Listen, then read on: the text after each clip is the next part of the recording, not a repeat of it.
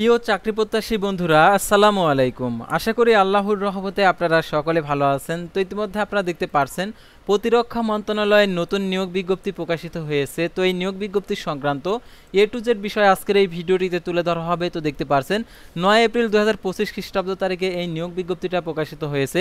সাধারণত এই নিয়োগ বিজ্ঞপ্তির আবেদনের ক্ষেত্রে শিক্ষাগত যোগ্যতা, বেতন স্কেল, আবেদনের শুরুর তারিখ, শেষ তারিখ, আবেদন ফি কত টাকা, আবেদনের পরীক্ষাটি কোথায় হবে, আবেদনের পরীক্ষা লিখিত হবে না এমসিকিউ হবে, এ টু জেড বিষয়ে আজকের এই ভিডিওটিতে জানতে পারবেন। তাই ভিডিওটি অত্যন্ত গুরুত্বপূর্ণ আপনার জন্য। আপনি যদি প্রতিরক্ষা মন্ত্রণালয়ে আবেদন করতে চান অর্থাৎ চাকরি করতে চান, তাহলে এই নিয়োগ বিজ্ঞপ্তির যে ইম্পর্টেন্ট বিষয়গুলো রয়েছে সেগুলো আপনারা আজকের এই ভিডিওটির মাধ্যমে জানতে পারবেন। তাই ভিডিওটি আপনার জন্য অত্যন্ত গুরুত্বপূর্ণ। তো ভিডিও শুরুর প্রথমে আপনি যদি অল জব নিউজ বাংলাদেশ এই চ্যানেলে প্রথমবার এই ভিডিওটি দেখে থাকেন, তাহলে আমাদের এই চ্যানেলটিকে সাবস্ক্রাইব করে রাখবেন, notification bell button all press করে রাখবেন, এই ভিডিওটিতে একটি লাইক করে দেবেন। আর যারা ইতিমধ্যে আমাদের এই চ্যানেলটিকে সাবস্ক্রাইব করে পাশে রয়েছেন তাদেরকে অসংখ্য ধন্যবাদ।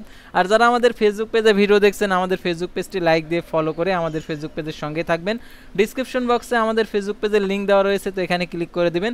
তো এখানে ক্লিক করে দেওয়ার সাথে সাথে চলে যাবে আমাদের ফেসবুক পেজে। তো আমাদের ফেসবুক পেজে যে সকল নিয়োগ বিজ্ঞপ্তির আপডেট জানতে পারেন ফেসবুক পেজ এবং ইউটিউব চ্যানেলে সরকারি, বেসরকারি, এনজিও, ডিফেন্স, শিক্ষক নিয়োগ, sales, marketing, railway job, NGO job, এক কথায় সকল ধরনের নিয়োগ বিজ্ঞপ্তির আপডেট জানতে পারবেন, পাশাপাশি নিয়োগ পরীক্ষার। তাছাড়া আরও আপনাদের যদি নিয়োগ পরীক্ষার পাশাপাশি আপনারা যদি আমাদের সাথে সরাসরি কন্ট্যাক্ট করতে চান যে কোনো নিয়োগ সংক্রান্ত, তাও আপনারা করতে পারবেন। তো আর কথা না বাড়িয়ে চলে যাচ্ছে মূল সার্কুলার পেজে। যেহেতু আপনাদের সার্কুলার অর্থাৎ আপনাদের পছন্দের সার্কুলার প্রতিরক্ষা মন্ত্রণালয়ের নিয়োগ বিজ্ঞপ্তি, তো এই নিয়োগ বিজ্ঞপ্তিটা আপনাদেরকে দেখে দিচ্ছি। তো অনেকেই আশায় ছিলেন যে এই প্রতিরক্ষা মন্ত্রণালয়ের নিয়োগ বিজ্ঞপ্তিটা কবে প্রকাশিত হবে। তো দেখতে পাচ্ছেন এখানে প্রতিরক্ষা মন্ত্রণালয়ের যে নিয়োগ বিজ্ঞপ্তি, প্রতিরক্ষা মন্ত্রণালয়ের রাজস্ব খাতভুক্ত নিয়োগ বিজ্ঞপ্তি, অর্থাৎ রাজস্ব খাতভুক্ত বলতে এটা একদম পূর্ণাঙ্গ সরকারি, অর্থাৎ এখানে টিএ, ডিএ, বাড়ি ভাড়া, চিকিৎসা ভাতা, আরও বিভিন্ন ধরনের সুবিধা রয়েছে। তো তারপরে দেখতে পাচ্ছেন এখানে আবেদনের ক্ষেত্রে দেখতে পাচ্ছেন অস্থায়ীভাবে সরাসরি নিয়োগের লক্ষ্যে পদের পাশে বর্ণিত শর্তে বাংলাদেশি প্রকৃত নাগরিকদের নিকট হতে অনলাইন অর্থাৎ mod.teletalk.com ওয়েবসাইটে দরখাস্তের আহ্বান করা যাচ্ছে।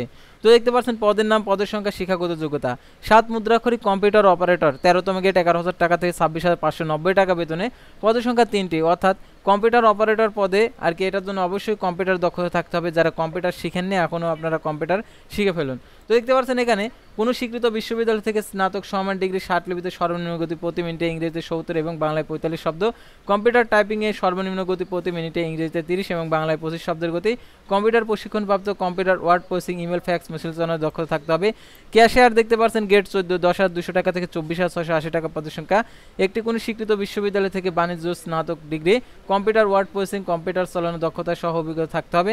তারপর ল্যাবরেটরি অ্যাসিস্ট্যান্ট পদের সংখ্যা একটি 9,700 টাকা থেকে 23,490 টাকা, কোনো স্বীকৃত বোর্ড হতে ন্যূনতম দ্বিতীয় বিভাগ উচ্চ মাধ্যমিক সার্টিফিকেট সমান পরীক্ষা উত্তীর্ণ, কোনো স্বীকৃত ইনস্টিটিউট হতে গ্রন্থাগার বিজ্ঞানী বিষয়ে সার্টিফিকেট কোর্স, গ্রন্থাগার কাজে ন্যূনতম 3 বছরের বাস্তব অভিজ্ঞতা। তারপর অফিস সহকারী কাম কম্পিউটার মুদ্রাক্ষরিক 16তম গেট 9,300 টাকা থেকে 22,490 টাকা, পদের সংখ্যা 5টি, কোনো স্বীকৃত বোর্ড হতে উচ্চ মাধ্যমিক সার্টিফিকেট সমান পরীক্ষা উত্তীর্ণ, কম্পিউটার প্রশিক্ষণপ্রাপ্ত হতে হবে, কম্পিউটার মুদ্রাক্ষরিকের সর্বনিম্ন গতি ইংরেজিতে 20 এবং বাংলায় 20 শব্দের গতি থাকতে হবে, computer word processing, email, fax message চালানোর দক্ষতা অভিজ্ঞতা থাকতে হবে। তারপর দেখতে পাচ্ছেন হিসাব সহকারী অফিস সহকারী কাম কম্পিউটার মুদ্রাক্ষরিক 16তম গেট 9,300 টাকা থেকে 22,490 টাকা বেতনে। তো দেখতে পাচ্ছেন পদের সংখ্যা একটি, কোনো স্বীকৃত বোর্ড হতে উচ্চ মাধ্যমিক সার্টিফিকেট সমান পরীক্ষা উত্তীর্ণ, কম্পিউটার প্রশিক্ষণপ্রাপ্ত কম্পিউটার মুদ্রাক্ষরিকের সর্বনিম্ন গতি প্রতি মিনিটে ইংরেজিতে 20 এবং বাংলায় 20 শব্দের গতি থাকতে হবে, computer word processing, email, fax machine চালানোর দক্ষতা অভিজ্ঞতা থাকতে হবে। তারপর অফিস সহায়ক 20তম গেট 8,250 টাকা থেকে 20,010 টাকা বেতনে, পদের সংখ্যা 22টি, কোনো স্বীকৃত বোর্ড হতে মাধ্যমিক স্কুল সার্টিফিকেট অর্থাৎ এসএসসি পাস করলে আপনারা এই অফিস সহকারী পদে আপনি আবেদন করতে পারবেন। আর এই নিয়োগের ক্ষেত্রে আপনাদের যে কথা, অর্থাৎ আপনাদেরকে অবশ্যই 18 বছর থাকতে হবে, অর্থাৎ আপনি এসএসসি পাস করলেন আপনার 18 বছর বয়স হল না, তাহলে আপনারা আবেদন করতে পারবেন না। তারপরে দেখতে পাচ্ছেন এখানে শর্ত ও নিয়মাবলী, সকল জেলার প্রার্থীগণই আবেদন করতে পারবেন। এই নিয়োগ বিজ্ঞপ্তির ছকের 1, 4 ও 6 নং ক্রমিক নামের পদ সময় বাংলাদেশ সচিবালয় ক্যাডার বহির্ভূত গ্যাজেট কর্মকর্তা, নন গ্যাজেট কর্মকর্তা বিধিমালা 2014-2020 সংশোধিত অনুসরণ করা হবে। আর দেখতে পাচ্ছেন এখানে বয়স সীমা 6/4/2025 খ্রিস্টাব্দ তারিখে 18 থেকে 32 বছর, বয়স প্রমাণের ক্ষেত্রে অ্যাফিডেভিট গ্রহণযোগ্য নয়। আর এটার জন্য বিভাগীয় প্রার্থীদের ক্ষেত্রে বয়স হচ্ছে 40 বছর পর্যন্ত শিথিলযোগ্য। আর সরকারি আধা সরকারি স্বশাসিত প্রতিষ্ঠানের চাকরিরত প্রার্থীদেরকে ডিপার্টমেন্ট ক্যান্ডিডেট ঘরে টিক চিহ্ন দিতে হবে। আর অনলাইন আবেদনপত্রের যেভাবে পূরণ করতে হবে আপনাদেরকে সেটা দেখিয়ে দিচ্ছি, অর্থাৎ আবেদনের ক্ষেত্রে। তো দেখতে পাচ্ছেন অনলাইন আবেদনপত্র পূরণ সংক্রান্ত নিয়মাবলী পরীক্ষায় অংশগ্রহণ ইচ্ছুক ব্যক্তিগণকে mod.ltalk.com ওয়েবসাইটে দরখাস্তের আবেদনের আহ্বান করা যাচ্ছে। আর আবেদনের সময়সীমা দেখতে পাচ্ছেন, অনলাইন আবেদনপত্র ফি জমাদানের শুরু তারিখ 16 এপ্রিল 2025 সকাল 10টা, অনলাইন আবেদনপত্র জমাদানের শেষ তারিখ 30 এপ্রিল 2025 বিকেল 5টা।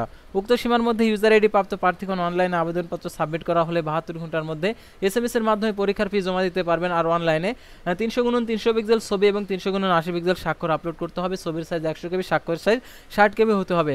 আর অনলাইন আবেদনপত্র যেহেতু পরবর্তী মৌখিক পরীক্ষার সময় ব্যবহৃত হবে, সেহেতু অনলাইন আবেদনপত্র সাবমিট করার পূর্বে দেখে নেবেন যে আবেদন ফর্মে কোনো প্রকার ভুলভ্রান্তি আছে কিনা।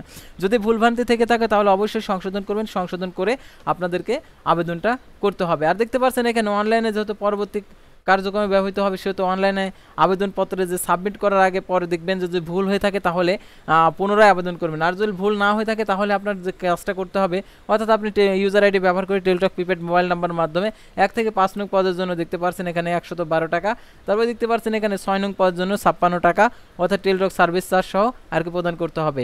এখানে অনলাইনে কীভাবে আর কি টাকাটি প্রদান করতে হবে সেই পদ্ধতিটা আর কি অনলাইন সিস্টেম, অর্থাৎ হচ্ছে টেলটক প্রিপেড মোবাইল নাম্বারের মাধ্যমে কীভাবে টাকাটি প্রদান করতে হবে সেই নিয়মাবলী দেওয়া রয়েছে। আর প্রবেশপত্র প্রাপ্তির বিষয়টি, অর্থাৎ আপনি যে মোবাইল নাম্বারটা দিবেন আবেদন করার সময় সেই মোবাইল নাম্বারে SMS এর মাধ্যমে জানিয়ে দেবে প্রবেশপত্র কিভাবে ডাউনলোড করবেন, কবে প্রকাশিত হবে সেগুলো। আর অনলাইন আবেদনপত্রের অবশ্যই আপনারা যে অ্যাপ্লিকেশন কপিটা সেই অ্যাপ্লিকেশন কপিটা সংরক্ষণ করে রাখবেন, কারণ পরবর্তী মৌখিক পরীক্ষার সময় প্রয়োজন হবে। আর এই নিয়োগের ক্ষেত্রে আর কি পরীক্ষাটা হবে, অর্থাৎ হচ্ছে লিখিত এবং মৌখিক পরীক্ষা হবে। আর এই নিয়োগের পরীক্ষাটা হবে ঢাকাতে। তো দেখতে পাচ্ছেন এখানে লিখিত এবং মৌখিক পরীক্ষা হবে, এর জন্য তারা TADA প্রদান করবে না। তো সেহেতু আপনারা অবশ্যই নিজ খরচে আপনারা এই পরীক্ষাগুলো দেবেন। তো আশা করি আপনারা প্রতিরক্ষা মন্ত্রণালয়ের এই নিয়োগ বিজ্ঞপ্তি সংক্রান্ত A to Z বিষয় জানতে এবং বুঝতে পারছেন।